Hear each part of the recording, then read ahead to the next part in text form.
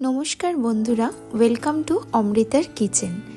আশা করি আপনারা সবাই ভালো আছেন, আমিও ভালো আছি।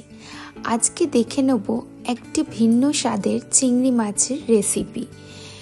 ক্রিম হচ্ছে এটার প্রধান উপকরণ। এখানে চিংড়ি মাছ আর ক্রিমের সাহায্যে আমি একটা চটজলদি আর বেশ মুখরোচক একটি রেসিপি আপনাদের সাথে শেয়ার করছি।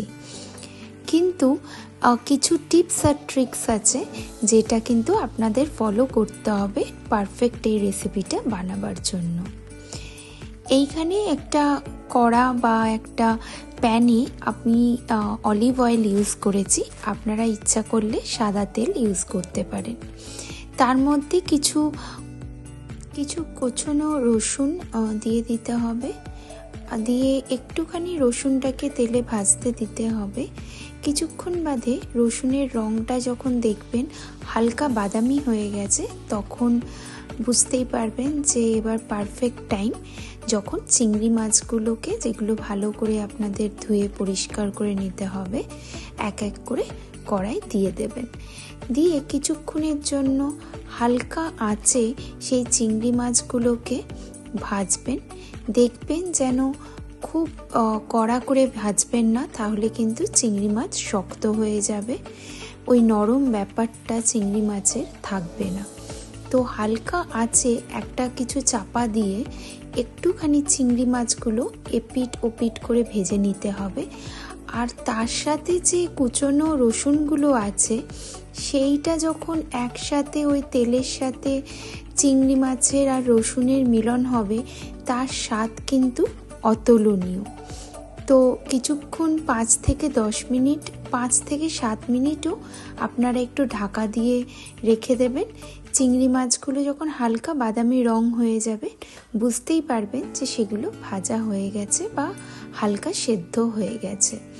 এইবার আপনারা একটা ফ্রেশ আমুলের ক্রিম নিয়ে একটুখানি, যদি আমি এখানে 300 গ্রাম চিংড়ি মাছ নিয়েছি, তাই আমি 100 গ্রামের মতো আমুলের ফ্রেশ ক্রিম এখানে ব্যবহার করছি।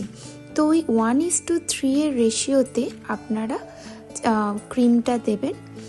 ক্রিমটা দেওয়ার বাদে আমি 1 টেবিল স্পুন মতো রসুন বাটা ব্যবহার করেছি। আর আমরা একটু ঝালের জন্য কিছু চিলি ফ্লেক্স দিয়েছি।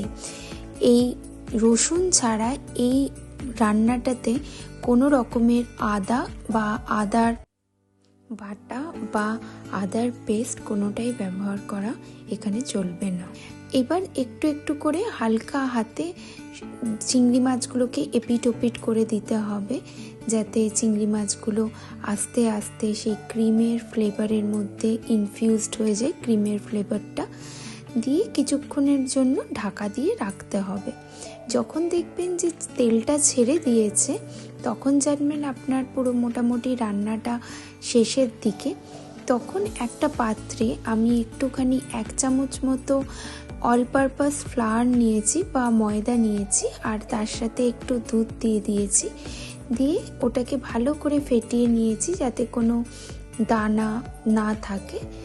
দিয়ে 1 চামচ করে সেই রান্নাটাতে, চিংড়ি মাছের রান্নাটাতে দিয়ে দেবেন, যাতে একটা সাদা ক্রিমের সাথে সাদা একটা গ্রেভি হয়, আর সেটাও একটুখানি থকথকে হয় বা একটু পাতলা যেন না হয়। দিয়ে ওইটাকে আপনারা ভালো করে ওই জলটাকেও দিয়ে দেবেন, দিয়ে একটু চাপা দিয়ে রাখবেন যাতে চিংড়ি মাছগুলো ভালো করে সেদ্ধ হয়ে যায়। কোনো সময় চিংড়ি মাছগুলোকে ওভারকুক করবেন না, তাহলে কিন্তু শক্ত হয়ে যায় চিংড়ি মাছ। দিয়ে ওর মধ্যে স্বাদ অনুযায়ী অল্প একটু লবণ বা নুন দিয়ে দেবেন। দিয়ে কিছুক্ষণের জন্য সেটাকে ভালো করে মিডিয়াম ফ্লেমে রেখে ফুটতে দেবেন। যখন দেখবেন অনেকটা ফোটা হয়ে গেছে, এইখানে চাইলে আপনি 5 মিনিট ঢাকাও দিয়ে দিতে পারেন। ঢাকা দিলে চিংড়ি মাছটার সাথে ওই ক্রিমের ফ্লেভারগুলো ইনফিউজড হয়ে একটু অন্যরকম খেতে লাগবে।